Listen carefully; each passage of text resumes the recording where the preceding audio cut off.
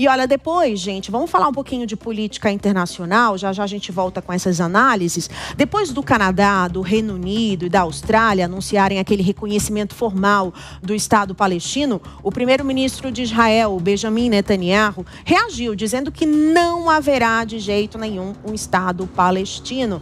Quem tem os detalhes é o Eliseu Caetano, direto dos Estados Unidos. Uma tensão diplomática sobre esse assunto que não tem fim, né, Eliseu? Aparentemente não, viu, Márcia? E infelizmente, a gente acompanha há muitos anos essa história, né?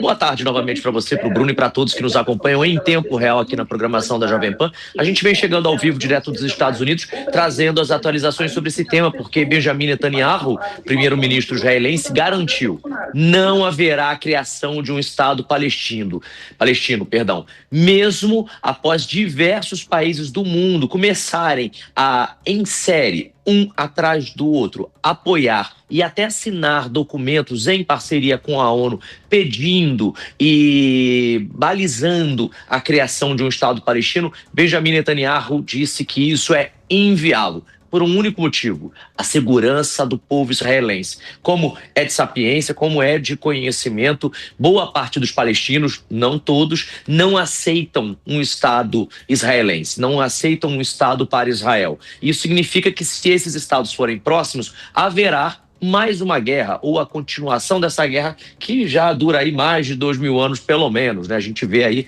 essa confusão entre os dois povos que têm muita dificuldade de conviver pacificamente próximos. Então, para a segurança do povo israelense, Benjamin Netanyahu disse que isso não pode acontecer. Se acontecer, precisa ser necessariamente longe da terra atual de Israel, e aí é os palestinos que não aceitam essa situação. Ele declarou que essa criação do Estado palestino não vai acontecer, disse que ao longo dos anos impediu inclusive essa criação, que chamou de Estado terrorista, apesar de uma pressão tremenda, tanto interna quanto externa, porque, para quem não sabe, lá em Israel tem muita gente a favor da criação de um Estado palestino também.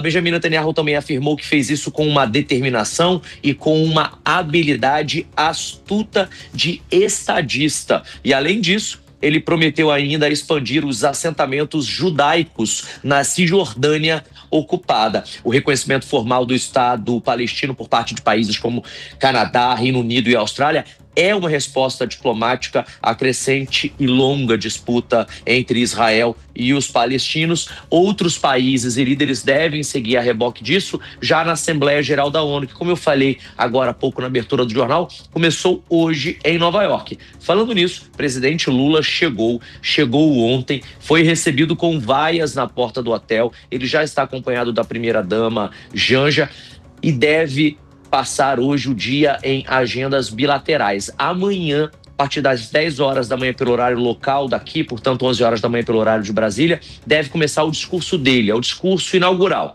Na verdade, começa às 9 da manhã pelo horário daqui, 10 horas da manhã pelo horário daí. Mas deve ter um atraso, porque sempre tem.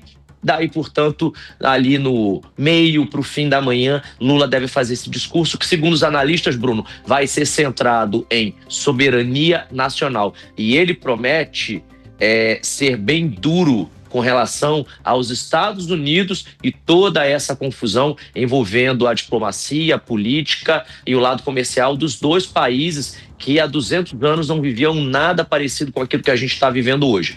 Falando nisso, reforço aqui, Bruno, olhos abertos aí em Brasília, porque amanhã, durante o discurso de Lula lá na ONU em Nova York, que nós estaremos acompanhando ao vivo aqui na programação da Jovem Pan, com tradução simultânea do nosso editor de internacional, Fabrício Junaitsky, novas sanções com o âmbito da Lei Magnitsky devem ser aplicadas contra outras autoridades brasileiras. Que autoridades são essas? A gente ainda não sabe, mas os rumores na capital americana, em Washington DC, dão conta disso, e é claro que a gente vai seguir acompanhando tudo o que vai acontecer, tanto lá na ONU, na edição de número 80 da Assembleia Geral da ONU, quanto, obviamente, aquilo que é notícia nos Estados Unidos e no mundo. E eu volto já já, ainda nessa edição do Tempo Real.